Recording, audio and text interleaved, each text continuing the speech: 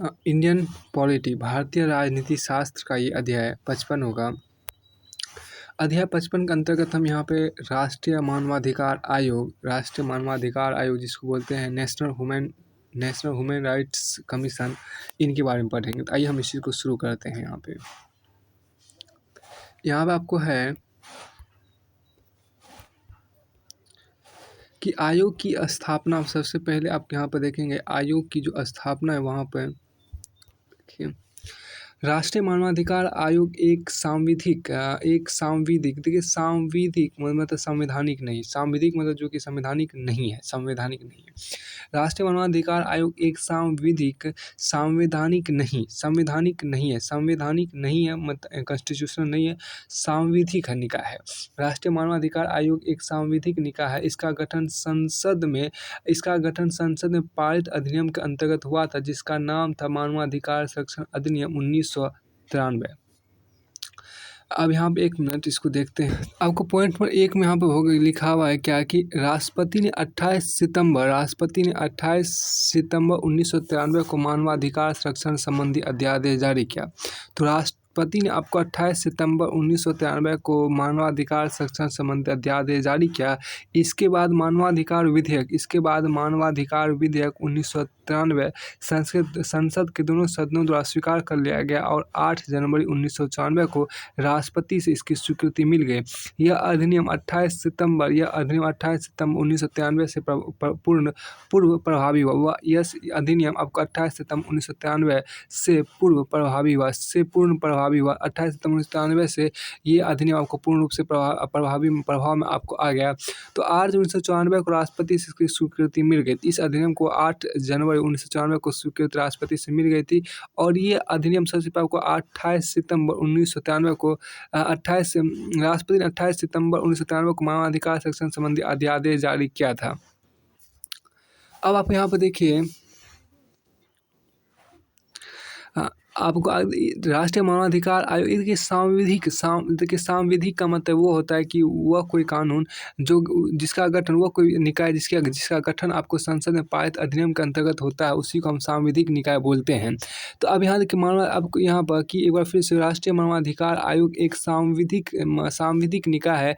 इसका गठन संसद में पारित अधिनियम के अंतर्गत हुआ, जिसका नाम मानवाधिकार संरक्षण अधिनियम 1993 पड़ा। ये अब देखिए यह आयोग देश में मानवाधिकारों का प्रहरी है। यह आयोग देश में मानवाधिकारों का प्रहरी है, अर्थात संविधान द्वारा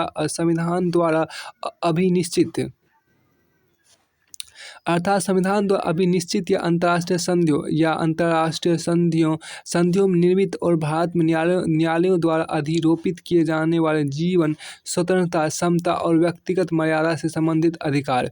अब आप ये देखिए कि अंतर्राष्ट्रीय संधियों का, अब दूसरा पॉइंट है देखिए, अंतर्राष्ट्रीय संधियों का अभिप्राय नागरिक एवं राजनीतिक अधिकार पर अंतर्राष्ट्रीय संधि है और 16 दिसंबर 1966 को संयुक्त राष्ट्र की महासभा द्वारा आर्थिक, सामाजिक एवं सांस्कृतिक अधिकारों पर अंतर्राष्ट्रीय संधि स्वीकारना है। भारतीय सरकार ने 10 अप्रैल 1979 को इन 2 संधियों को सहमति प्रदान की। अब अंतर्राष्ट्रीय संधियों का अभिप्राय नागरिक एवं राजनीतिक अधिकार पर अंतर्राष्ट्रीय संधि है। अंतर्राष्ट्रीय संधियों का अभिप्राय आपको नागरिक एवं राजनीतिक अधिकार पर अंतर्राष्ट्रीय संधि है और 16 दिसंबर 1966 को संयुक्त राष्ट्र की महासभा द्वारा आर्थिक, सामाजिक एवं सांस्कृतिक अधिकारों पर अंतर्राष्ट्रीय संधि स्वीकारना है। भारतीय सरकार ने 10 अप्रैल 1979 को इन 2 संधियों को सहमति प्रदान की। अब आप ये देखिए क्या राष्ट्रीय मानवाधिकार आयोग एक सांविधिक निकाय, इसका गठन आपको संसद में पारित अधिनियम के अंतर्गत हुआ था, जिसका नाम मानवाधिकार संरक्षण अधिनियम 1993 हुआ पड़ा। अब देखिए ये आयोग देश में मानवाधिकारों का प्रहरी, यह आयोग आपको देश में मानवाधिकारों का प्रहरी अर्थात संविधान द्वारा अभिनिश्चित या अंतर्राष्ट्रीय संधियों में निर्मित और भारत में न्यायालय द्वारा अधिरोपित किए जाने वाले जीवन, स्वतंत्रता, समता और व्यक्तिगत मर्यादा से संबंधित अधिकार। अब आयोग की स्थापना के मुख्य उद्देश्य इस प्रकार है। आपके यहाँ पर इस प्रकार है। अब यहाँ देखिए पहला उद्देश्य आपके यहाँ उन संस्थागत व्यवस्थाओं को मजबूत करना जिसके द्वारा मानवाधिकार के मुद्दों का पूर्ण रूप में समाधान किया जा सके।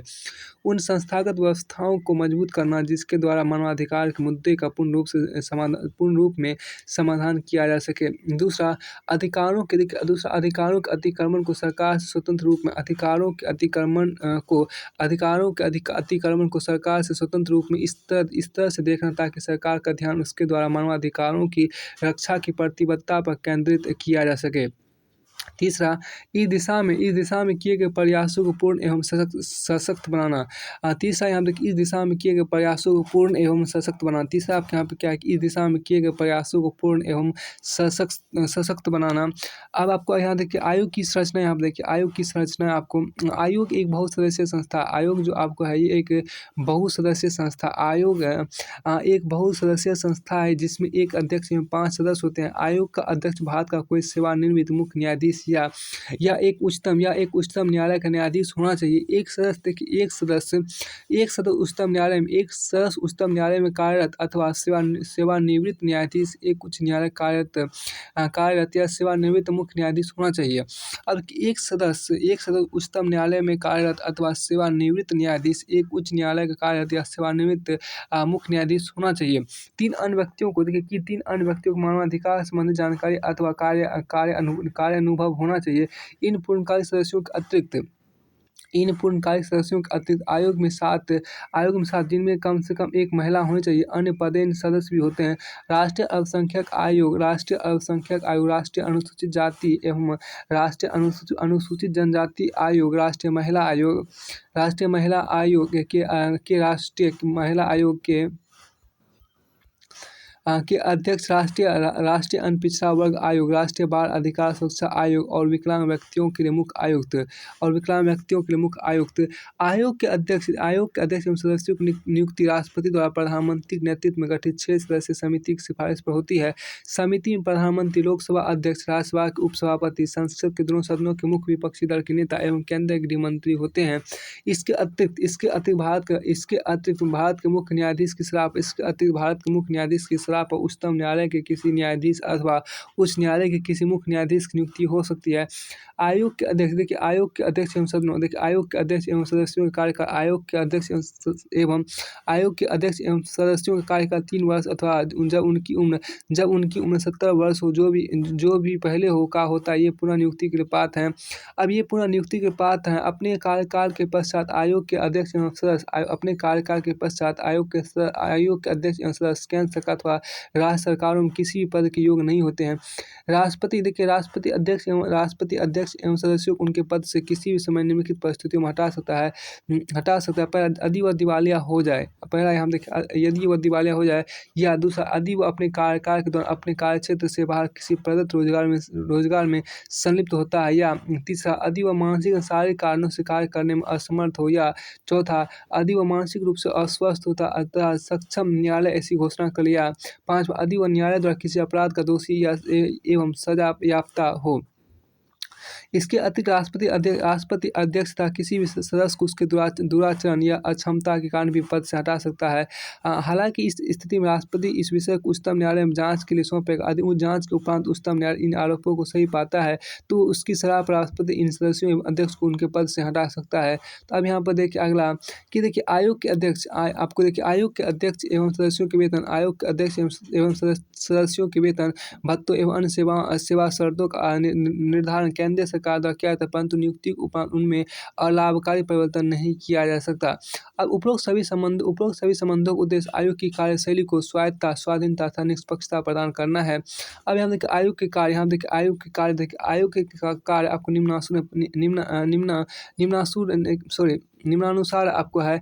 अब पहला देखिए मानवाधिकारों के उल्लंघन की जांच करना अथवा किसी लोक सेवा के समक्ष प्रस्तुत मानवाधिकार उल्लंघन की प्रार्थना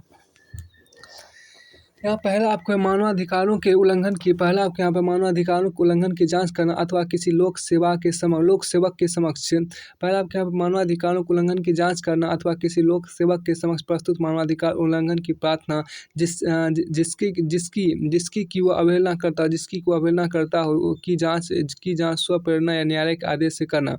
मानवाधिकारों के उल्लंघन की जांच करना अथवा किसी लोक सेवक के समक्ष प्रस्तुत मानवाधिकार उल्लंघन की प्रार्थना जिसकी की वो अवहेलना करता हो की जांच स्वप्रेरणा या न्यायालय के आदेश से करना। दूसरा आपके यहाँ पे देखिए, दूसरा आपको कार्य इसका है कि न्यायालय में लंबित किसी मानवाधिकार से संबंधित कार्रवाई में हस्तक्षेप करना। दूसरा आपके यहाँ देखिए, न्यायालय में लंबित किसी मानवाधिकार से संबंधित कार्रवाई में हस्तक्षेप करना। तीसरा यहाँ पे देखिए, जेलों एवं बंदी गृहों में जाकर वहाँ की स्थिति का अध्ययन करना एवं इसके बारे में सिफारिशें करना। चौथा आपके यहाँ पे देखिए क्या, मानवाधिकारों की रक्षा हेतु बनाए गए संवैधानिक एवं विधिक उपबंधों की समीक्षा करना तथा इनके प्रभावी कार्यान्वयन हेतु उपायों की सिफारिशें करना। पाँचवा आपके यहाँ पे देखिए, पाँचवा आपको कार्य इसका है कि आतंकवाद सहित उन सभी कारणों की समीक्षा करना जिनसे मानवाधिकारों का उल्लंघन होता है तथा इनसे बचाव के उपायों की सिफारिश करना। अब आपको छठा पॉइंट आपको है कि मानवाधिकारों से संबंधित अंतर्राष्ट्रीय संधियों एवं दस्तावेजों का अध्ययन एवं उनको प्रभावशाली तरीके से लागू करने हेतु सिफारिशें करना। सातवां आपके यहाँ पर अधिकार आपको इसका है, सातवां कार्य आपके यहाँ पर है कि मानवाधिकारों के क्षेत्र में सहयोग करना और इसे प्रोत्साहित करना। मानवाधिकारों के क्षेत्र में मानवाधिकार के क्षेत्र में शोध करना और इसे प्रोत्साहित करना। आठवां प्रकार है लोगों के बीच मानवाधिकारों की जानकारी फैलाना एवं उनकी सुरक्षा के लिए उपलब्ध उपायों के प्रति जागरूक करना।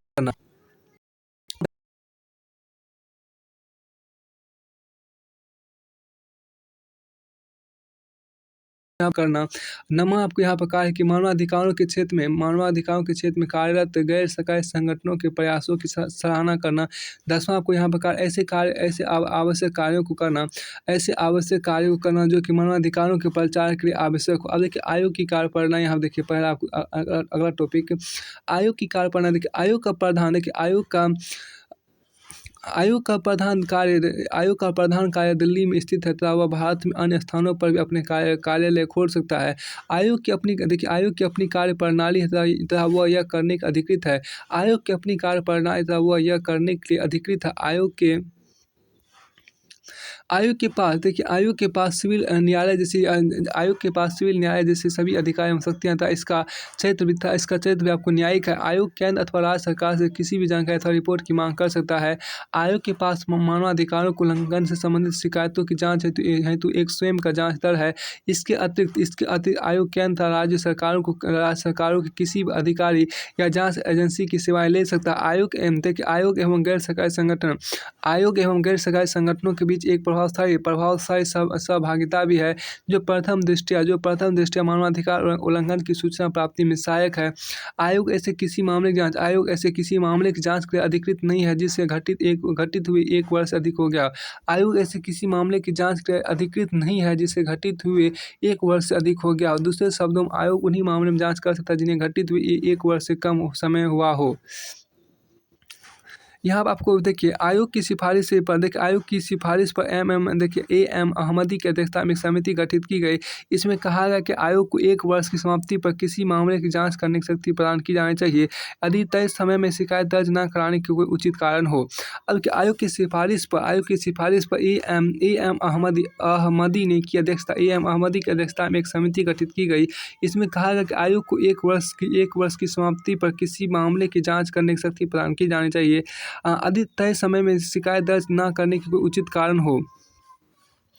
फिर आपको आगे यहाँ पर देखिए आपको इसमें आयोग जांच के दौरान या उपरांत निम्नलिखित में से कोई भी कदम उठा सकता है। पहला देखिए यहाँ पर यह पीड़ित व्यक्ति को क्षतिपूर्ति या नुकसान के भुगतान के लिए संबंधित सरकार या प्राधिकरण को सिफारिश कर सकता है। यह पीड़ित व्यक्ति को क्षतिपूर्ति या नुकसान के भुगतान के लिए संबंधित सरकार या प्राधिकरण को सिफारिश कर सकता है। दूसरा यह दोषी लोक सेवक के विरुद्ध बंदीकरण हेतु कार्रवाई प्रारंभ करने के लिए संबंधित सरकार या प्राधिकरण को सिफारिश कर सकता है। दूसरा यह दोषी लोक सेवक के विरुद्ध बंदीकरण हेतु कार्यवाही प्रारंभ करने के लिए संबंधित सरकार या प्राधिकरण को सिफारिश कर सकता है। तीसरा, यह संबंधित सरकार या प्राधिकरण को पीड़ित को तत्काल अंतिम सहायता प्रदान करने की सिफारिश कर सकता है। चौथा यहाँ पर देखिए, आयोग इस संबंध आवश्यक निर्देश अथवा अनिर्देश आदेश अथवा रीट के लिए उच्चतम न्यायालय अथवा उच्च न्यायालय में जा सकता है। आयोग इस संबंध आवश्यक निर्देश आदेश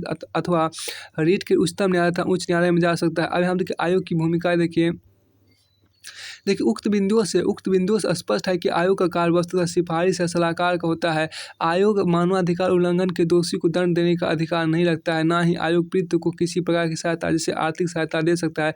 आयोग की सिफारिशों संबंधित सरकार अथवा अधिकारी पर बात नहीं है, परंतु उसकी सलाह पर की गई कार्रवाई पर उसे आयोग की 1 महीने के भीतर सूचित करना होता है। इस संदर्भ में आयोग के एक भूतपूर्व सदस्य ने यह पाया कि सरकार आयोग की सिफारिशों को पूर्णतः नहीं नकारती है। आयोग की भूमिका सिफारिश एवं सलाहकारी हो सकती है, तथापि सरकार आयोग द्वारा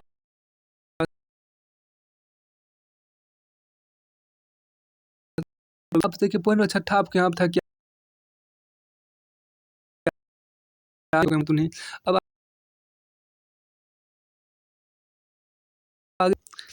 आयोग अपने अधिकारों का पूर्ण रूप से प्रयोग करता है और कोई भी सरकार इसकी सिफारिशों को नकार नहीं सकती। सशस्त्र बलों किए गए मानवाधिकार उल्लंघन के मामले में आयोग की भूमिका, शक्तियाँ एवं न्यायिकता सीमित होती है। इस संदर्भ में आयोग केंद्र सरकार से रिपोर्ट प्राप्त कर अपनी सलाह दे सकता है। केंद्र सरकार को 3 महीने के भीतर आयोग की सिफारिश पर की गई कार्रवाई के बारे में बताना होगा। आयोग अपनी वार्षिक अथवा विशेष रिपोर्ट केंद्र सरकार एवं संबंधित राज्य सरकार को भेजता है। इन रिपोर्ट्स को संबंधित है।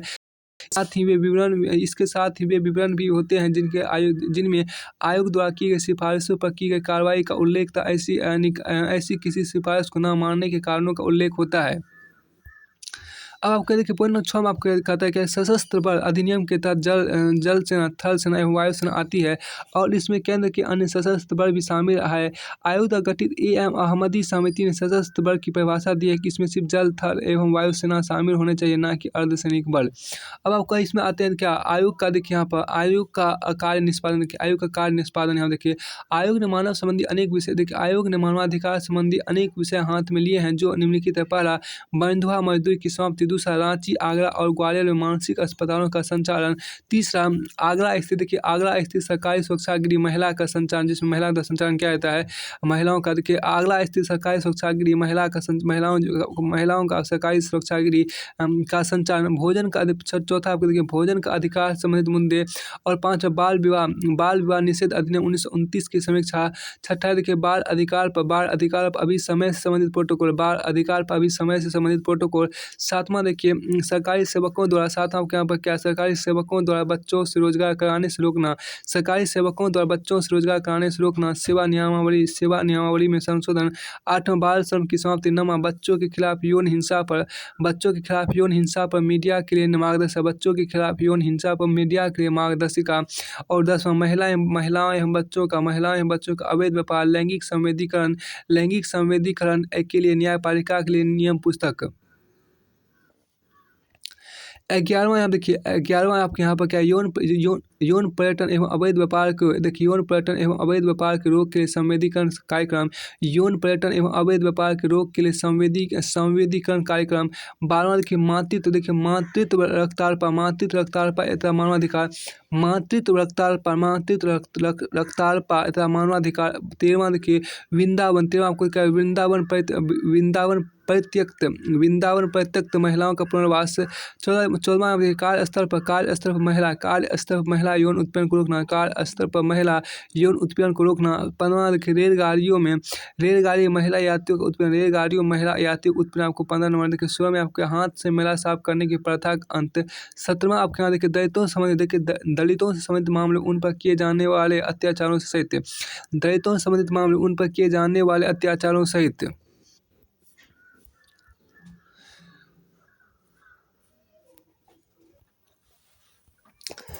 अब फिर देखिए देखिए 8वां आपका देखिए 18वां में देखिए यहाँ पर कि अनधिसूचित और घुमंतू जनजातियों की समस्याएं। दूसरा 19वां देखिए 19वां विकलांग व्यक्तियों के अधिकार। 20 में देखिए स्वास्थ्य के अधिकार समेत मामले। 21 में देखिए एच आई वी एड्स संक्रमित व्यक्तियों के अधिकार।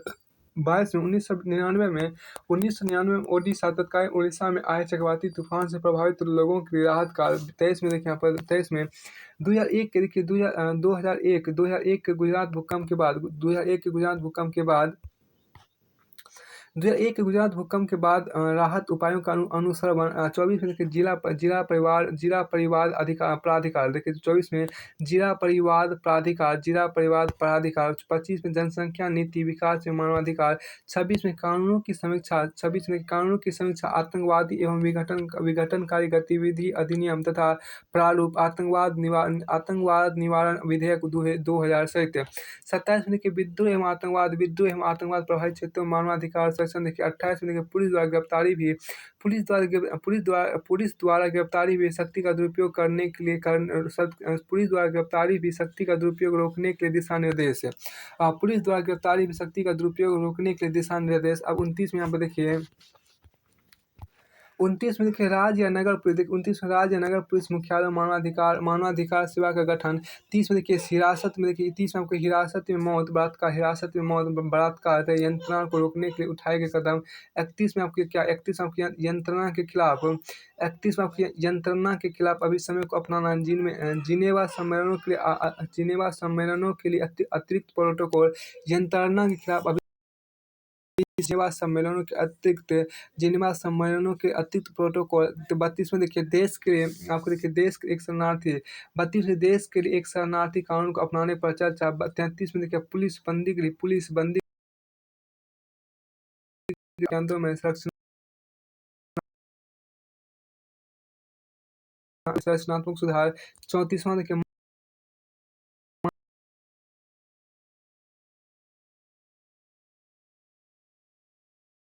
मामलों की समीक्षा। 35वां देखिए 35वां आपके यहाँ पर शिक्षा प्रणाली में मानवाधिकार साक्षरता एवं जागरूकता को बढ़ावा देना। 36वां यहाँ पर देखिए क्या सैन्य बलों एवं पुलिस। देखिए सैन्य बलों एवं पुलिस लोक प्राधिकारियों एवं नागरिक समाज के लिए मानवाधिकार प्रशिक्षण। 37वां आपको देखिए दुर्व्यापार। 37वां आपके यहाँ पर क्या है दुर्व्यापार जिसको बोलते हैं ट्रैफिकिंग बोलते हैं। दुर्व्यापार ट्रैफिकिंग पर क्रियात्मक अनुसंधान एक्शन रिसर्च ऑन ट्रैफिकिंग। देखिए 38वां आपको क्या है कि मानवाधिकार से संबंधित सब विषयों पर जाने माने अकादमिक संस्थान एवं गैर सरकारी संगठनों एनजीओ द्वारा शोध अनुसंधान। आपको यहाँ पर देखिए केंद्र सरकार राज्य मानवाधिकार आयोगों को वे कार्य सौंप सकती है जो संघीय क्षेत्रों द्वारा निष्पादित किए जाते हैं। संघीय क्षेत्र दिल्ली को छोड़कर संघीय क्षेत्र दिल्ली मानवाधिकार संबंधी मामले राष्ट्रीय मानवाधिकार आयोग द्वारा ही देखे जाएंगे। फिर आपको आगे यहाँ पर देखिए इसका ये अध्याय पूरी तरह से यहाँ पर फिनिश होता है। इस अध्याय के बाद आपको यहाँ पर दूसरा अध्याय आपको है 56 में। अध्याय 56 आपको यहाँ पर है क्या? अध्याय 56 आपको यहाँ पर है राज्य मानवाधिकार आयोग। अध्याय 56 जो आपको यहाँ पर है ये आपका है राज्य मानवाधिकार आयोग। अध्याय 56 आपको राज्य मानवाधिकार आयोग आता है। ये हम इसको देखते हैं। अध्याय 56 आपके यहाँ पर राज्य मानवाधिकार आयोग जिसको अंग्रेजी में बोलते हैं स्टेट ह्यूमन राइट्स कमीशन आपको यहाँ पर। आइए इसको हम यहाँ पर देखते हैं। तो सबसे पहले आपको देखिए राज्य मानवाधिकार आयोग जो आप यहाँ पर देख रहे हैं राज्य मानवाधिकार आयोग। मानव अधिकार सेक्शन अधिनियम 1993 में न केवल केंद्र में अपितु राज्यों में भी मानव अधिकारों के आयोग की स्थापना का प्रावधान करता है।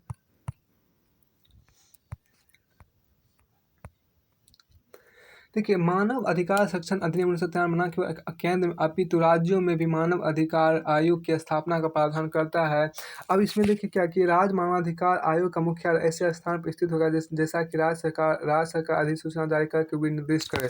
राज्य मानवाधिकार आयोग का मुख्यालय ऐसे स्थान पर स्थित होगा जैसा कि राज्य सरकार अधिसूचना जारी करके विनिर्दिष्ट करे।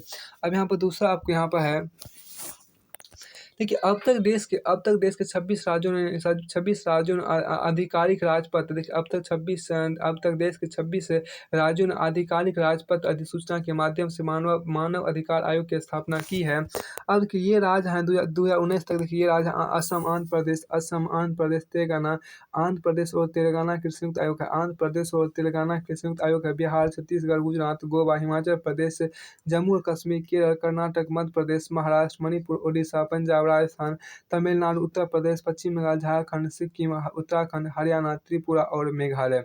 अब ये देखिए क्या कि आंध्र प्रदेश और तेलंगाना के संयुक्त मानवाधिकार आयोग है। अब देखिए राज्य मानव अधिकार आयोग केवल उन्हीं मामलों में मानव अधिकारों के उल्लंघन की जांच कर सकता है। राज्य मानव अधिकार आयोग केवल उन्हीं मामलों में मानव अधिकारों के उल्लंघन की जांच कर सकता है जो संविधान की राज्य सूची अर्थात सूची 2 एवं समवर्ती सूची के सूची 3 के अंतर्गत आते हैं। लेकिन यदि इस प्रकार के किसी मामले की जांच पहले से ही राष्ट्रीय मानवाधिकार आयोग या किसी अन्य विधिक निकाय द्वारा की जा रही है, तब राज्य मानवाधिकार आयोग ऐसे मामलों की जांच नहीं कर सकता है। अब देखिए यहाँ पर आयोग की संरचना यहाँ पे देखिए आयोग की जो संरचना है उसको देखिए राज्य मानव अधिकार आयोग एक बहुसदस्यीय निकाय है जिसमें एक अध्यक्ष और 2 अन्य सदस्य होते हैं। इस आयोग का अध्यक्ष उच्च न्यायालय का सेवानिवृत्त मुख्य न्यायाधीश या एक न्यायाधीश तथा सदस्य उच्च न्यायालय का सेवानिवृत्त या कार्यरत न्यायाधीश होता है। राज्य के जिला न्यायालय का कोई भी न्यायाधीश जिसे 7 वर्ष का अनुभव हो या कोई ऐसा व्यक्ति जिसे मानव अधिकारों के बारे में विशेष अनुभव हो, वे भी इस आयोग के सदस्य बन सकते हैं। इसका दूसरा पॉइंट यहाँ आप देखिए, आपको देखिए इसका तीसरा पॉइंट आपके यहाँ पर क्या है, वर्ष 2006 के संशोधन से राज्य मानव अधिकार आयोग में सदस्यों की संख्या को 5 से घटाकर 3 कर दिया गया। इसके अलावा इसके सदस्यों की योग्यता में वर्ष 2006 के संशोधन मानव अधिकार आयोग में सदस्यों की संख्या के अलावा इसके सदस्यों की योग्यता में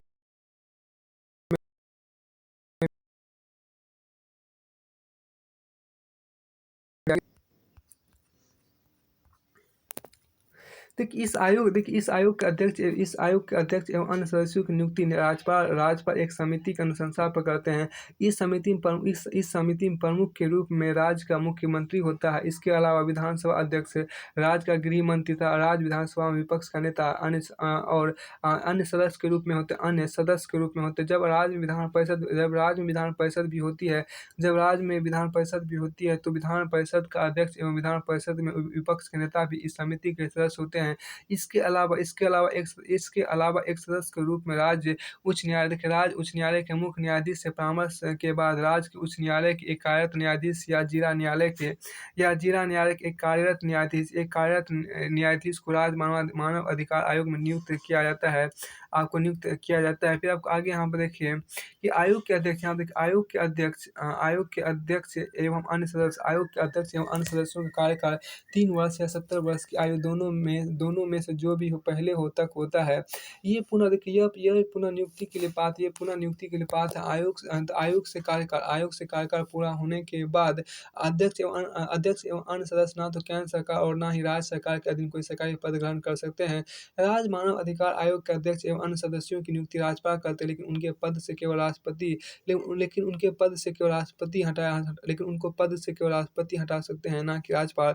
राष्ट्रपति इन्हें उसी आधार पर एवं उसी तरह से पद से हटा सकता है जिस प्रकार से वे राष्ट्रीय मानव अधिकार आयोग के अध्यक्ष एवं अन्य सदस्यों को हटाते हैं। इस प्रकार वे अध्यक्ष एवं अन्य सदस्यों को निम्न परिस्थितियों में पद से हटा सकते हैं। पहला देखिए यदि वह दिवालिया हो गया हो। दूसरा यदि आयोग ने अपने कार्यकाल के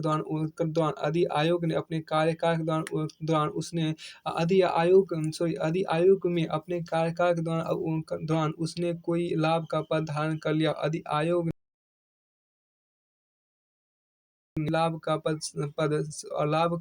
का सरकारी पद धारण कर लिया हो। तीसरा यदि वह दिमागी या शारीरिक तौर पर अपने दायित्व के निर्वहन के लिए अयोग्य हो गया हो।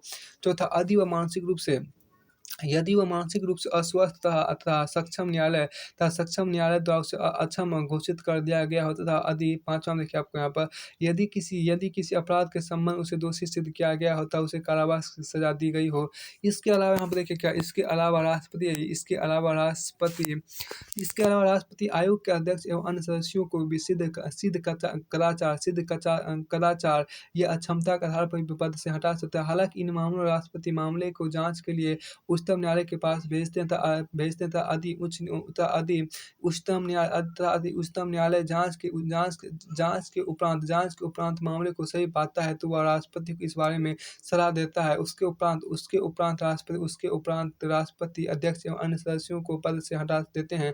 अब देखिए यहाँ पर राज्य मानव अधिकार आयोग के अध्यक्ष एवं अन्य सदस्यों के वेतन भत्तों एवं अन्य सेवा शर्तों का निर्धारण राज्य सरकार करती है। लेकिन उनके कार्यकाल के दौरान इसमें से किसी प्रकार का अलाभकारी परिवर्तन नहीं किया जा सकता। फिर आपको आगे यहाँ पर है क्या कि इन सभी उपबंधों का उद्देश्य आयोग की स्वायत्तता, स्वतंत्रता एवं निष्पक्षता को बनाए रखना है। इन सभी उपबंधों का उद्देश्य आयोग की स्वायत्तता, स्वतंत्रता एवं निष्पक्षता को बनाए रखना। देखिए आयोग के कार्य देखिए राज्य मानव अधिकार आयोग के निम्न कार्य है। आपको राज्य मानव अधिकार आयोग के निम्न कार्य है आपको। तो पहले आपके यहाँ पर कार्य मानवाधिकारों के उल्लंघन की जांच करना अथवा किसी लोक सेवक के समक्ष प्रस्तुत मानवाधिकार उल्लंघन की प्रार्थना जिसकी को अवहेलना करता हो की जांच स्वप्रेरणा या न्यायालय के आदेश से करना। अब दूसरा यहाँ पे देखिए न्यायालय में लंबित किसी मानवाधिकार संबंधित कार्रवाई में हस्तक्षेप करना। तीसरा जेलों एवं बंदी गृहों में जाकर वहाँ की स्थिति का अध्ययन करना एवं इस बारे में सिफारिशें करना। चौथा मानवाधिकार की सुरक्षा हेतु बनाए गए संवैधानिक एवं विधिक उपबंधों की समीक्षा करना तथा इनके प्रभावी कार्यान्वयन हेतु उपायों की सिफारिशें करना। पाँचवां आतंकवाद सहित उन सभी कारणों की समीक्षा करना जिनसे मानवाधिकार का उल्लंघन होता है तथा इनसे बचाव के उपायों की सिफारिश करना। छठा आपके यहाँ पे कि मानव अधिकारों के क्षेत्र में शोध कार्य करना एवं इसे प्रोत्साहित करना। सातवां आपको यहाँ पर कि मानव अधिकारों के प्रति लोगों में चेतना जागृत करना तथा लोगों को इन अधिकारों के संरक्षण हेतु प्रोत्साहित करना। आठवां देखिए आपको मानव अधिकारों के क्षेत्र में कार्य करने वाले गैर सरकारी संगठनों एनजीओ को सहयोग एवं प्रोत्साहन देना। और नौवां यहाँ देखिए मानव अधिकारों को प्रोत्साहित करने के लिए यदि कोई अन्य कार्य आवश्यक हो तो उसे संपन्न करना। अब क्या देखिए आयोग की कार्यप्रणाली यहाँ पे देखिए आयोग की जो कार्यप्रणाली है आयोग को अपने कार्यों को संपन्न करने की व्यापक शक्तियाँ प्रदान की गई। इससे एक दीवानी न्यायालय की शक्तियाँ प्राप्त होती है तथा यह उसी के समान अपनी कार्रवाई को संपन्न करता है। यदि किसी मामले की सुनवाई राज्य सरकार या किसी अन्य अधीनस्थ प्राधिकारी को निर्देश दे सकता है या किसी अन्य अधीनस्थ प्राधिकारी को निर्देश दे सकता है। हालांकि राज्य मानव अधिकार आयोग किसी ऐसे मामले की सुनवाई नहीं कर सकता जो मानव अधिकारों को उल्लंघन संबंधित होता है तथा जिस मामले को 1 वर्ष से अधिक का समय हो गया हो। दूसरे शब्दों में आयोग केवल 1 वर्ष की अवधि के भीतर के मामले की ही सुनवाई कर। अब आपके यहाँ देखिए आयोग किसी मामले की जांच के दौरान उपरांत निम्न कदम उठा सकता है। पहला, यदि पीड़ित व्यक्ति को क्षतिपूर्ति या नुकसान के भुगतान के लिए संबंधित सरकार या प्राधिकरण को सिफारिश कर सकता है। दूसरा, यह दोषी लोक सेवक के विरुद्ध बंदीकरण हेतु कार्रवाई प्रारंभ करने के लिए संबंधित सरकार या प्राधिकरण को सिफारिश कर सकता है। तीसरा, यह संबंधित सरकार या प्राधिकरण को पीड़ित को तत्काल अंतिम सहायता प्रदान करने की सिफारिश कर सकता है। चौथा, आयोग इस संबंध आवश्यक निर्देश, आदेश अथवा रिट के लिए उच्चतम न्यायालय अथवा उच्च न्यायालय में जा सकता है। अब इन तथ्यों से स्पष्ट हो जाता है कि आयोग का कार्य विशुद्ध रूप से सलाहकारी प्रकृति का है। इसे मानव अधिकारों का उल्लंघन करने वाले व्यक्ति को सजा देने का कोई अधिकार नहीं है तथा यह पीड़ित व्यक्ति को अपनी ओर से कोई सहायता या मुआवजा नहीं दे सकता। ध्यान देने योग्य तथ्य यह है कि यह है कि आयोग की सलाह को मानने के लिए राज्य सरकार या कोई अन्य प्राधिकारी बाध्य नहीं है, लेकिन इतना अवश्य है कि आयोग द्वारा दी गई किसी सलाह के बारे में क्या कदम उठाया गया, इस बारे में आयोग को 1 माह के भीतर सूचना देना अनिवार्य है। आयोग अपना वार्षिक का विशेष प्रतिवेदन राज्य सरकार को प्रेषित करता है। इस प्रतिवेदन को राज्य विधायिका के पटल पर रखा जाता है तथा यह बताया जाता है कि आयोग द्वारा दी गई अनुशंसाओं के संबंध में राज्य सरकार ने क्या कदम उठाए हैं। यदि आयोग के लिए तर्कपूर्ण उत्तर देना आवश्यक है। अधिराज्य विधायिका 2 सदनीय हो तो दोनों सदनों में तथा यदि एक सदनीय हो तो विधानसभा में उस सदन से पहले विधायिका में एक सदन होता है। अब यहाँ पे देखिए वर्ष 2006 के संशोधन से राज्य मानव अधिकार आयोग में सदस्यों की संख्या को 5 से घटाकर 3 कर दिया गया। इसके अलावा इसके सदस्यों की योग्यता में भी परिवर्तन कर दिया गया। अब पॉइंट नंबर 4 में कहता क्या कि यदि राज्य विधायिका द्विसदनीय हो तो दोनों सदनों में तथा यदि एक सदनीय हो तो विधानसभा में उस सदन से पहले विधायिका में एक सदन होता है। फिर आपको यहाँ पे आपको है इसके कि आपको मानवाधिकार देखिए मानवाधिकार न्यायालय यहाँ पे देखिए मानव अधिकार संरक्षण अधिनियम 1993 में यह भी प्रावधान है कि मानव अधिकारों के उल्लंघन के मामले की तेजी से जांच करने के लिए देश के प्रत्येक जिले में एक मानव अधिकार न्यायालय की स्थापना की जाएगी। इस प्रकार किसी न्यायालय की स्थापना राज्य सरकार द्वारा केवल राज्य उच्च न्यायालय के मुख्य न्यायाधीश की सलाह पर ही की जा सकती है। प्रत्येक मानव अधिकार न्यायालय में राज्य सरकार एक विशेष लोक अभियोजक नियुक्त करती है या जिसे कम से कम 7 वर्ष की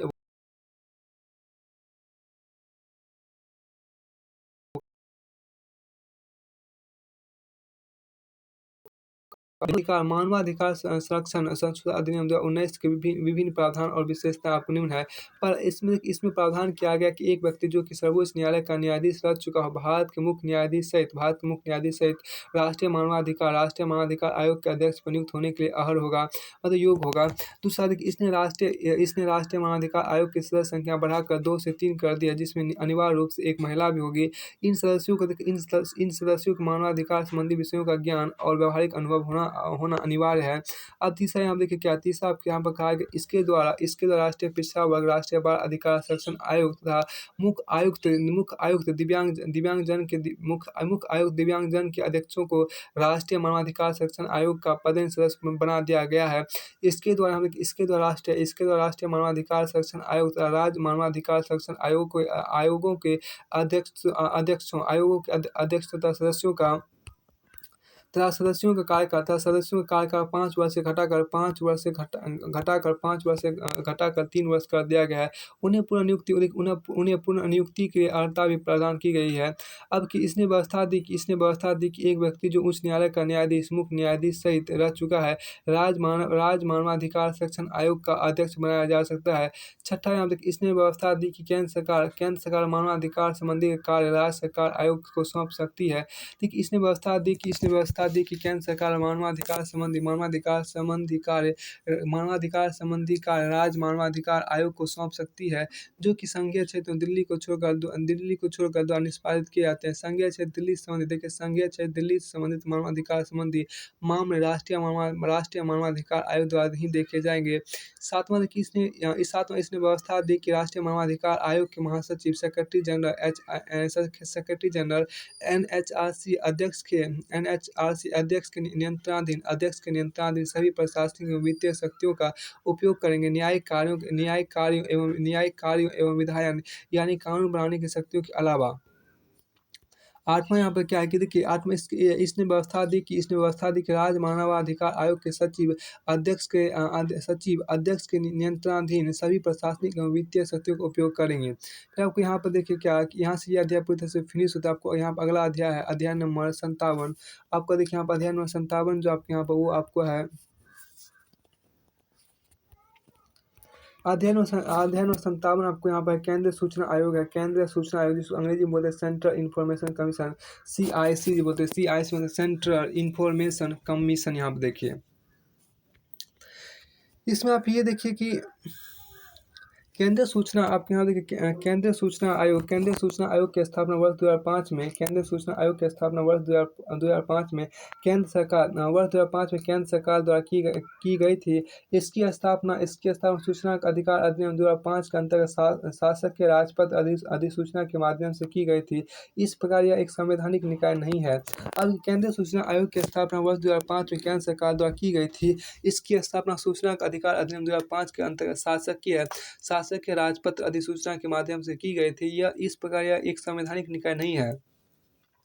केंद्रीय सूचना आयोग देखिए केंद्रीय सूचना आयोग एक उच्च केंद्रीय सूचना आयोग एक केंद्रीय सूचना आयोग एक उच्च प्राधिकार युक्त स्वतंत्र निकाय है जो इसमें दर्ज शिकायतों की जांच करता है एवं उनका निराकरण करता है। यह केंद्र सरकार एवं केंद्र शासित प्रदेशों के अधीन कार्यरत कार्यालयों वित्तीय संस्थानों सार्वजनिक क्षेत्र के उपक्रमों आदि के बारे में शिकायतें एवं अपीलों की सुनवाई कर सकता है। अब आप क्या देखिए इसकी संरचना को देखिए मतलब इसका स्ट्रक्चर देखिए किस प्रकार है। आयोग में आरंभ में गठन के समय 5 आयुक्त थे जिनमें एक मुख्य सूचना आयुक्त था। वर्तमान में मतलब 2019 तक आपको देखिए आयोग में मुख्य सूचना आयुक्त के अतिरिक्त मुख्य सूचना आयुक्त के अतिरिक्त 6 सूचना आयुक्त हैं। मुख्य सूचना आयुक्त के अतिरिक्त आपको 6 सूचना आयुक्त हैं। अब यहाँ देखिए ये जो आपको यहाँ पर है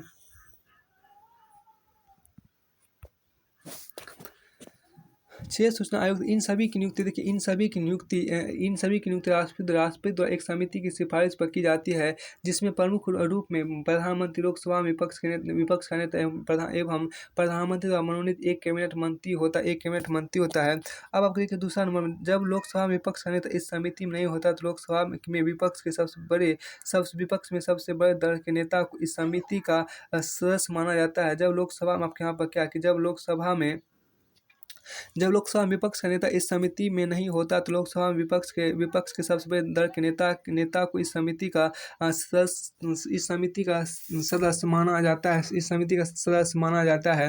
अब आप यहाँ देखिए कि इस आयोग का अध्यक्ष एवं सदस्य बनने वाले सदस्यों में सार्वजनिक जीवन का पर्याप्त अनुभव होना चाहिए था। उन्हें विधि विज्ञान सामाजिक सेवा प्रबंधन पत्रकारिता जनसंचार या प्रशासन आदि का विशिष्ट अनुभव होना चाहिए।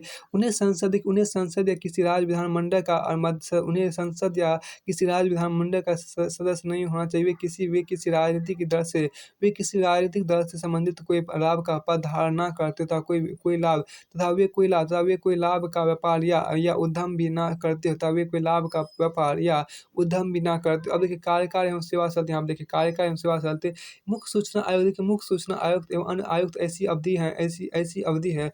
मुख्य सूचना आयुक्त एवं अन्य आयुक्त ऐसी अवधि है जिसे केंद्र सरकार द्वारा निर्धारित किया गया हो या 65 वर्ष की आयु दोनों में से जो भी पहले हो एक पद तक दोनों में से जो भी पहले हो पद पर बने रह सकते हैं।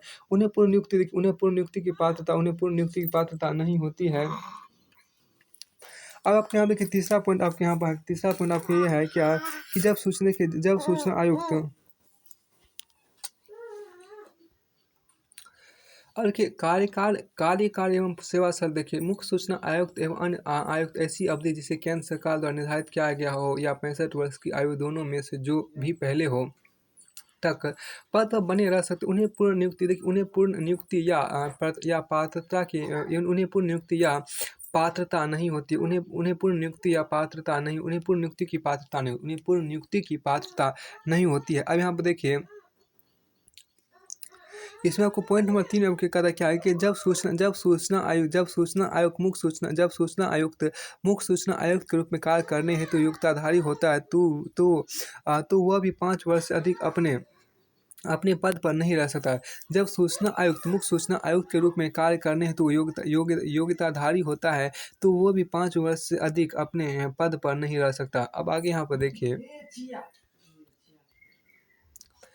राष्ट्रपति आगे देखिए राष्ट्रपति मुख्य सूचना आयुक्त एवं अन्य आयुक्तों को निम्न प्रकार से उनके पद से हटा सकता है। पर यदि वे दिवालिया हो गए हो या यदि उन्हें नैतिक चरित्रहीनता के किसी अपराध के संबंध में दोषी करार दिया गया हो या देखिए राष्ट्रपति की नज़र में या यदि वे अपने कार्यकाल के दौरान किसी अन्य लाभ के पद पर कार्य कर रहे हों या चौथा यदि वे राष्ट्रपति की नज़र में शारीरिक या मानसिक रूप में अपने दायित्व का निर्वहन करने में अक्षम हो या पांचवा देखिए वे किसी ऐसे लाभ को प्राप्त करते हुए पाए जाते हैं जिससे उनका कार्य या निष्पक्षता प्रभावित होती हो। अब यहाँ देखिए इसके अलावा राष्ट्रपति आयोग के अध्यक्ष एवं अन्य सदस्यों को सिद्ध कदाचार या अक्षमता के आधार पर भी पद से हटा सकते हैं। हालांकि इन मामलों में राष्ट्रपति मामले को जांच के लिए उच्चतम न्यायालय के पास भेजते हैं तथा यदि उच्चतम न्यायालय जांच के उपरांत मामले को सही पाता है तो वह राष्ट्रपति इस बारे में सलाह देता है। उसके उपरांत राष्ट्रपति अध्यक्ष एवं अन्य सदस्यों को पद से हटा देते हैं। मुख्य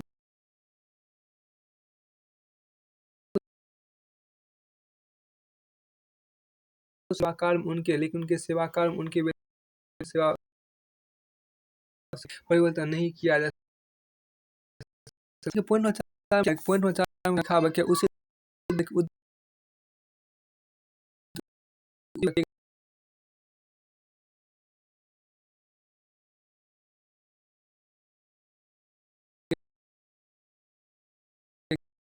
के नाते अन्यथा इसमें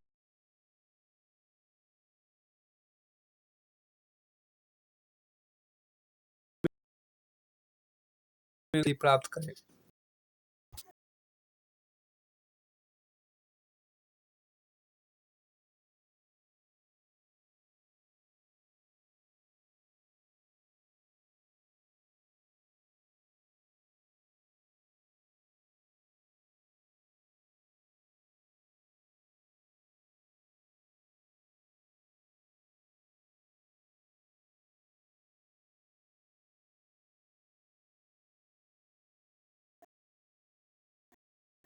और किसी कंपनी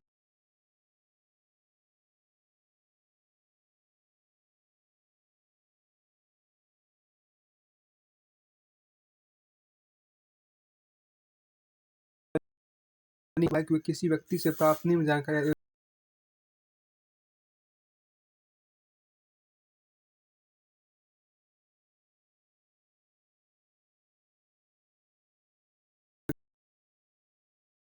आधिकारिक नियुक्ति न होने के कारण किसी सूचना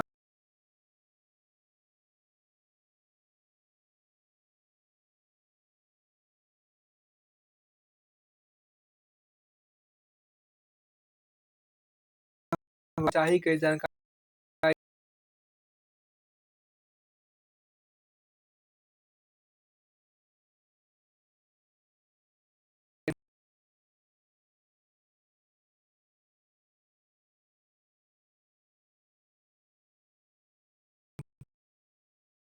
आपको सही नहीं है।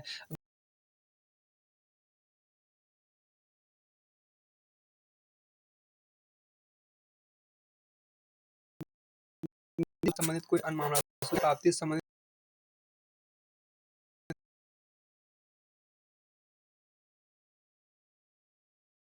ठोस आधार पर कोई मामला प्राप्त होता है तो आयोग ऐसे मामलों की जांच का आदेश दे सकता है स्वप्रेरणा शक्ति के आधार पर। तीसरा यहाँ पे देखिए क्या कि जांच करते समय निम्न मामलों के संबंध में आयोग को दीवानी न्यायालय की शक्तियाँ प्राप्त होती है। कोई यहाँ देखिए वह किसी व्यक्ति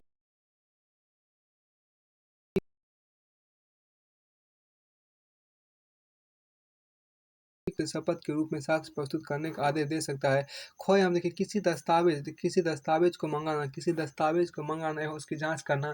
देखिए शपथ पत्र के रूप में साक्ष्य प्राप्त करना, शपथ पत्र के रूप में साक्ष्य प्राप्त करना।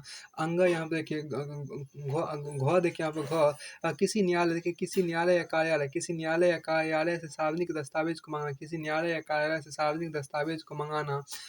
यहाँ देखिए किसी गवाह या कोई अन्य मामला जो निर्दिष्ट किया जाए। अब यहाँ पे 4 नंबर देखिए क्या कि 4 नंबर आपको शिकायत की जाँच करते समय आयोग लोक प्राधिकारी के नियंत्रणाधीन किसी दस्तावेज़ या रिकॉर्ड की जाँच कर सकता है तथा इस रिकॉर्ड को किसी भी आधार पर प्रस्तुत करने से इनकार नहीं किया जा सकता। दूसरे शब्दों में जाँच के समय सभी सार्वजनिक दस्तावेज़ों को आयोग के सामने प्रस्तुत करना अनिवार्य होता है। अब देखिए आयोग को आयोग को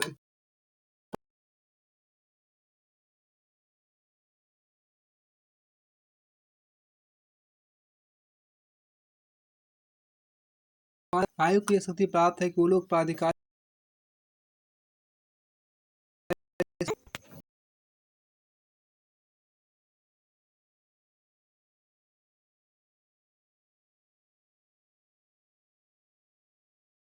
सूचना तक पहुँच किसी विशेष रूप में सूचना तक पहुँच। 5 आपको कॉम है किसी विशेष रूप में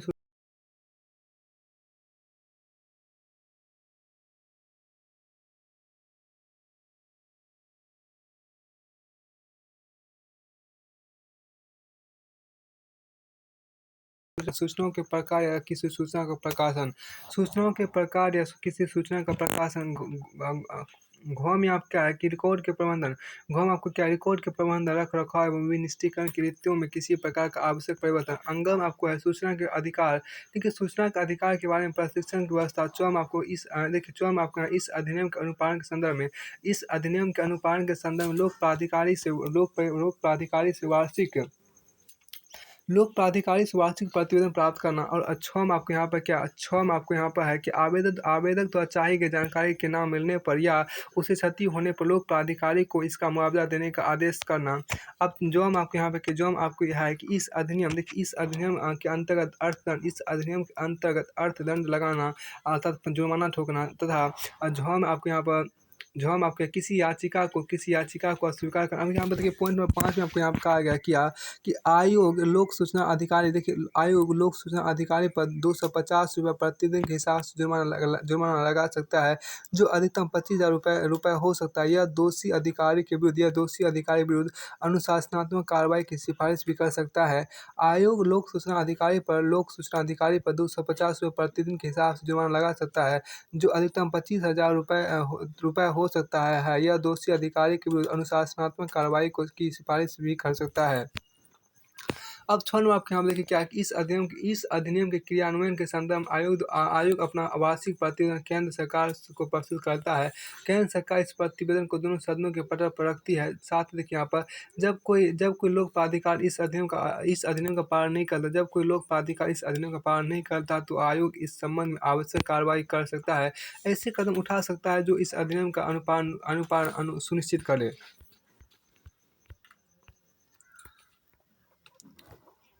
फिर आपको आपकी तालिका 57/1 में यहाँ पर क्या है कि तालिका 57/1 में आपको राष्ट्रीय आयोग देखिए राष्ट्रीय आयोग या केंद्रीय निकाय तथा संबंधित मंत्रालय। राष्ट्रीय आयोग केंद्रीय निकाय तथा संबंधित मंत्रालय आपके यहाँ पर है। राष्ट्रीय आयोग या केंद्रीय निकाय तथा संबंधित मंत्रालय यहाँ पर देखिए।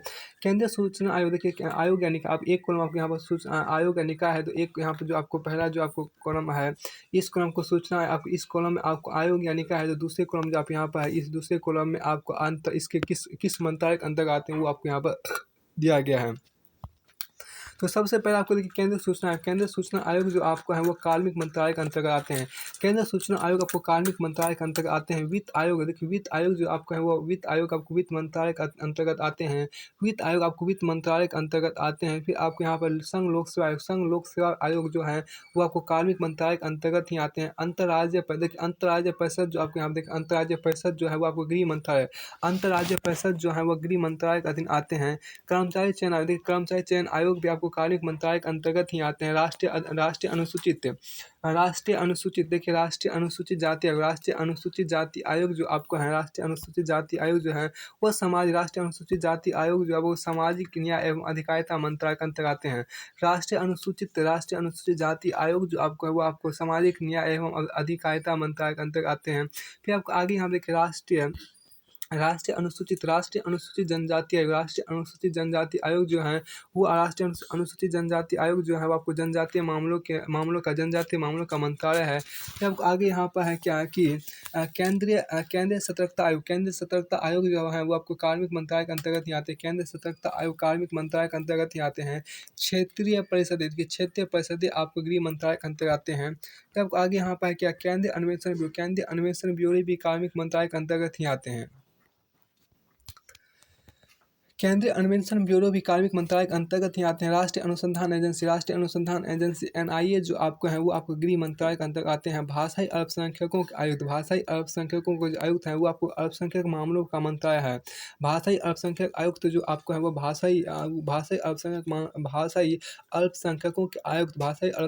के जो आयुक्त हैं वो आपको अल्पसंख्यक मामलों का मंत्रालय के अंतर्गत आते हैं। अल्पसंख्यक मामलों का मंत्रालय के अंतर्गत आते हैं। फिर आपको बाल अधिकारों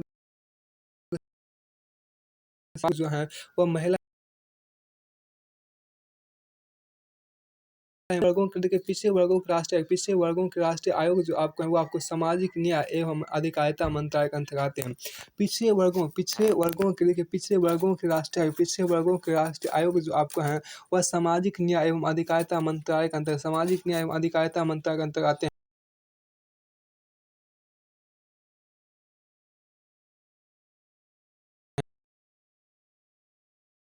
मंत्रालय के अंतर्गत आते हैं। विकलांग व्यक्तियों के लिए एवं अधिकारिता मंत्रालय के अंतर्गत आते हैं।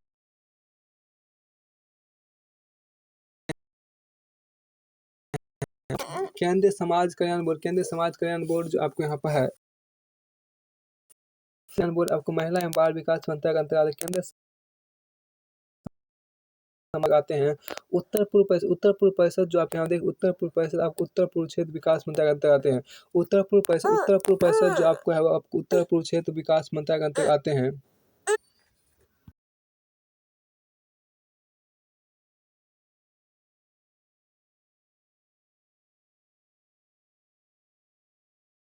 अल्पसंख्यकों का राष्ट्रीय आयोग आपको अल्पसंख्यक मामलों का मंत्रालय के अंतर्गत आते हैं। राष्ट्रीय मानवाधिकार आयोग गृह मंत्रालय के अंतर्गत आते हैं। राष्ट्रीय महिला आयोग जो है वो आपको महिला एवं बाल विकास मंत्रालय के अंतर्गत आते हैं। राष्ट्रीय महिला आयोग जो है वो महिला एवं बाल विकास मंत्रालय के अंतर्गत आते हैं। वस्तु एवं सेवा कर परिषद जिसको बोलते हैं जीएसटी काउंसिल वो आपको वित्त मंत्रालय के अंतर्गत आते हैं।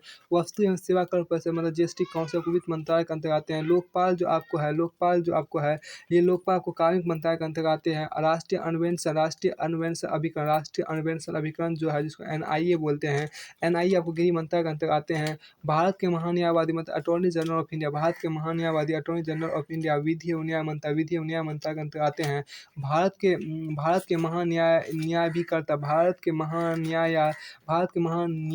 या अभिकर्ता मतलब सॉलिसिटर जनरल ऑफ इंडिया आपको विधि एवं न्याय मंत्रालय के अंतर्गत ही आते हैं। भारत का विधि आयोग लॉ कमीशन ऑफ इंडिया आपको विधि एवं न्याय मंत्रालय के अंतर्गत ही आते हैं। और भारत का निर्वाचन आयोग इलेक्शन कमीशन ऑफ इंडिया जो है विधि एवं न्याय मंत्रालय के अंतर्गत ही आते हैं। भारत का परिसीमन आयोग जिसको बोलते हैं डीलिमिटेशन कमीशन ऑफ इंडिया जो है वो विधि एवं न्याय मंत्रालय के अधीन ही आते हैं। इस प्रकार आपको देखिए ये अध्याय जो पूरी तरह से है वो आपको फिनिश होता है। इस प्रकार पूरी अध्याय पूरी तरह से फिनिश होता है। इस अध्याय के बाद आपको यहाँ पर दूसरा अध्याय आपको है अध्याय नंबर 58 देखिए आप अध्याय नंबर 58 जो आपको है वो आपको है राज्य सूचना आयोग। आपको अध्याय नंबर 58 जो आप यहाँ वो आपको है राज्य सूचना आयोग जिसे अंग्रेजी में बोलते हैं स्टेट इन्फॉर्मेशन कमीशन SIC मतलब स्टेट इन्फॉर्मेशन कमीशन आप यहाँ पर हो गया। आइए हम इसको देखते हैं यहाँ पर। अभी तो सूचना का अधिकार आपके यहाँ देखिए क्या सूचना का अधिकार अधिनियम 2005 में न केवल केंद्रीय सूचना आयोग अपितु राज्य स्तर पर राज्य सूचना आयोग की स्थापना का भी प्रावधान है। तदनुसार सभी राज्यों ने शासकीय राजपत्र में अधिसूचना के माध्यम से राज्य सूचना आयोग की स्थापना की है। अब के राज्य सूचना आयोग राज्य सूचना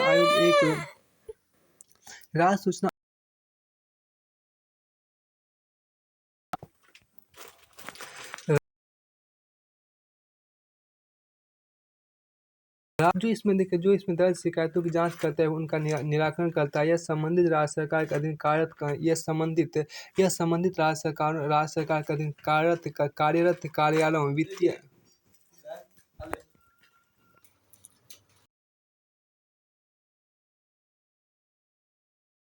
निकाय है जो इसमें दर्ज शिकायतों की जांच करता है एवं उनका निराकरण करता है। यह संबंधित राज्य सरकार के अधीन कार्यरत कार्यालयों, वित्तीय संस्थानों, सार्वजनिक क्षेत्र उपक्रमों आदि के बारे में शिकायतों एवं अपीलों की सुनवाई करता है। यहाँ देखिए आपको संरचना है, आपको देखिए संरचना यहाँ पे देखिए क्या इस आयोग में एक मुख्य आयुक्त एवं सूचना आयुक्त होते हैं जिनकी संख्या 10 से अधिक नहीं होनी चाहिए। इसमें आप क्या देखिए पहला पॉइंट आपको इसका था, देखिए पहला पॉइंट इसका कि सूचना आयुक्तों की संख्या राज्यों में अलग, देखिए सूचना आयुक्तों की संख्या हर प्रत्येक राज्यों में अलग अलग है। इन सभी की नियुक्ति देखिए यहाँ पर इन सभी की नियुक्ति आपको राज्यपाल द्वारा एक समिति की सिफारिश पर की जाती है जिसमें प्रमुख के रूप में मुख्यमंत्री, विधानसभा में विपक्ष का नेता मुख्यमंत्री द्वारा मनोनीत एक कैबिनेट मंत्री होता है। इस आयोग के अध्यक्ष एवं सदस्य बनने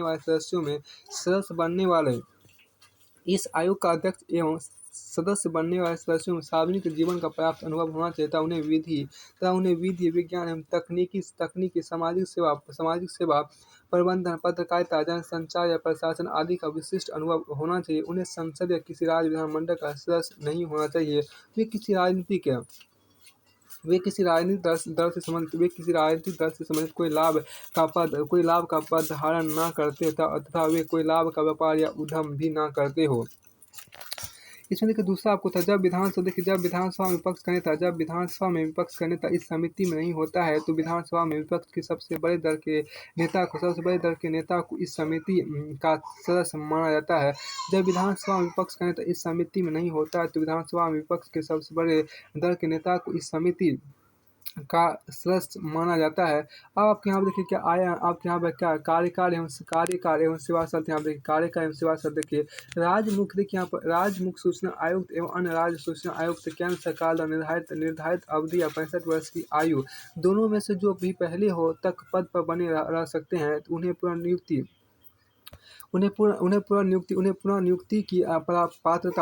नियुक्ति की पात्रता नहीं होती है। अब 3 में हम देखें क्या कि जब राज्य के मुख्य सूचना आयुक्त के रूप में कार्य करने हेतु योग्यताधारी होने पद पर नहीं रह सकता है। अब आगे आप देखिए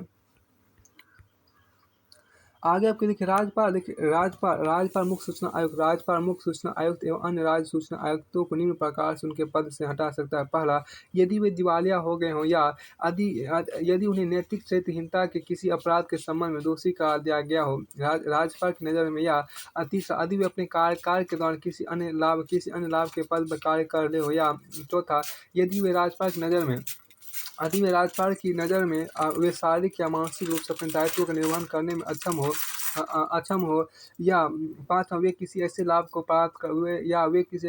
प्राप्त करते हुए पाए जाते हैं जिससे उनका कार्य या निष्पक्षता पर प्रभावित होती हो। इसके अलावा राज्यपाल आयोग के अध्यक्ष एवं अन्य सदस्यों को सिद्ध कदाचार या अक्षमता। अब देखिए 4 में क्या है कि उसे दुर्व्यवहार का दोषी माना जाता है यदि वह केंद्र सरकार द्वारा किए गए अनुबंध या समझौते में इच्छुक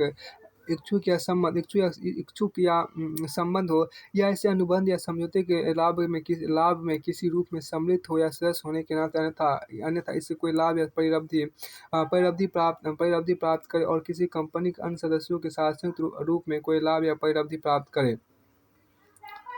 आप यहाँ देखिए क्या कि इसके अलावा राज्यपाल आयोग के अध्यक्ष एवं अन्य सदस्यों को सिद्ध कदाचार या अक्षमता के आधार पर भी पद से हटा सकते हैं। हालांकि इन मामलों में राज्यपाल मामले को जांच के उच्चतम न्यायालय के पास भेजते हैं तथा यदि उच्चतम न्यायालय जांच के उपरांत मामले को सही पाता है तो राज्यपाल को इस बारे में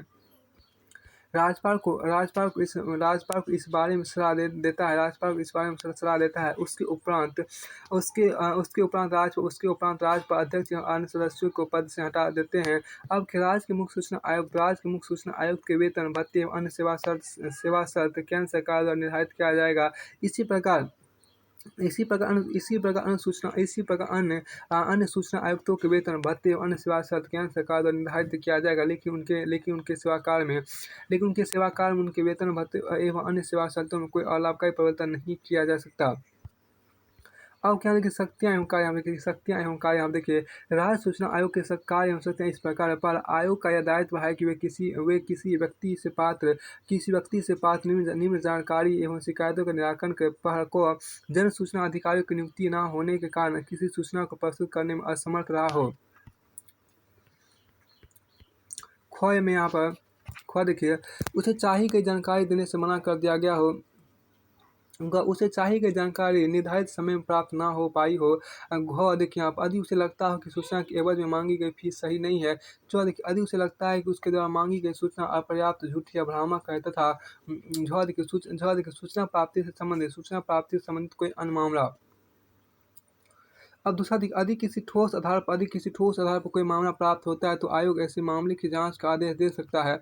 स्व प्रेरणा शक्ति के आधार पर देखिए तीसरा यहाँ पर है कि जांच करते समय निम्न मामलों के संबंध में आयोग को दीवानी न्यायालय की शक्तियाँ प्राप्त होती है। क देखिए यहाँ पर वह किसी व्यक्ति को प्रस्तुत होने एवं उस पर दबाव डालने के लिए समन जारी कर सकता है तथा मौखिक या लिखित रूप से शपथ के रूप में साक्ष्य प्रस्तुत करने का आदेश दे सकता है। ख यहाँ पर देखिए आपको है किसी दस्तावेज को मंगाना एवं उसकी जांच करना। ग देखिए एफिडेविट के रूप में साक्ष्य प्रस्तुत करना। घ यहाँ पर देखिए किसी न्यायालय या कार्यालय से सार्वजनिक दस्तावेज को मंगाना। च देखिए किसी गवाह या दस्तावेज को प्रस्तुत करने या होने के लिए समन जारी करना। तथा छ में कोई अन्य मामला जिस पर विचार करना आवश्यक हो। चौथा यहाँ देखिए यहाँ पर क्या शिकायत की जांच करते समय आयोग लोक प्राधिकारी के नियंत्रणाधीन किसी दस्तावेज या रिकॉर्ड की जांच कर सकता है तथा इस रिकॉर्ड को किसी भी आधार पर प्रस्तुत करने से इनकार नहीं किया जा सकता। दूसरे शब्दों में जांच के समय सभी सार्वजनिक दस्तावेजों को आयोग के सामने प्रस्तुत करना अनिवार्य होता है। आयोग को यह शक्ति प्राप्त है कि वो लोक प्राधिकारी से अपने निर्णयों का अनुपालन सुनिश्चित करे। इसमें सम्मिलित है पहला देखिए आपको क्या किसी विशेष रूप में सूचना तक पहुँच। ख देखिए जहाँ कोई भी जन सूचना अधिकारी नहीं है वहाँ ऐसे अधिकारी को नियुक्त करने का आदेश देना। ग देखिए सूचनाओं के प्रकार या किसी सूचना का प्रकाशन। घ देखिए रिकॉर्ड के प्रबंधन, रख रखाव एवं विनिष्टीकरण की रीतियों में किसी प्रकार का आवश्यक परिवर्तन। अंग देखिए कि रिकॉर्ड के प्रबंधन, रख रखाव एवं विनिष्टीकरण की रीतियों में किसी प्रकार का आवश्यक परिवर्तन। फिर आपको च देखिए क्या में आपको यहाँ पर क्या है में आपको क्या सूचना के अधिकार के बारे में प्रशिक्षण की व्यवस्था। में आपके यहाँ पर इस अधिनियम के अनुपालन के संदर्भ में लोक प्राधिकारी से वार्षिक प्रतिवेदन प्राप्त करना। जो हम आपको क्या आवेदक द्वारा चाहिए गई जानकारी के ना मिलने पर या उससे क्षति होने पर लोक प्राधिकारी को इसका मुआवजा देने का आदेश देना। 5वां यहाँ देखिए आपको इस अधिकार के अंतर्गत अर्थदंड लगाना मतलब जुर्माना लगाना। तथा 2 में किसी याचिका को अस्वीकार करना। अब यहाँ देखिए 5वां में देखिए आप आयोग लोक सूचना अधिकारी पर 250 रुपये प्रतिदिन के हिसाब से जुर्माना लगा सकता है जो अधिकतम आपको 25,000 रुपये।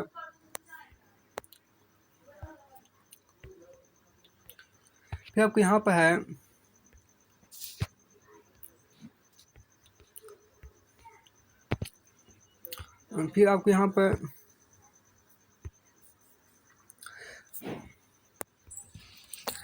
यहाँ आपको 5 पॉइंट में क्या आयोग लोक सूचना अधिकारी पर 250 रुपया प्रतिदिन के हिसाब से जुर्माना लगा सकता है जो अधिकतम 25,000 रुपये है। यह दोषी अधिकारी के विरुद्ध अनुशासनात्मक कार्रवाई की सिफारिश भी कर सकता है। अब आपको आगे यहाँ पर देखिए इस अधिनियम के क्रियान्वयन के संदर्भ में आयोग अपना राज्य सरकार इस प्रतिवेदन को विधानमंडल के प्रति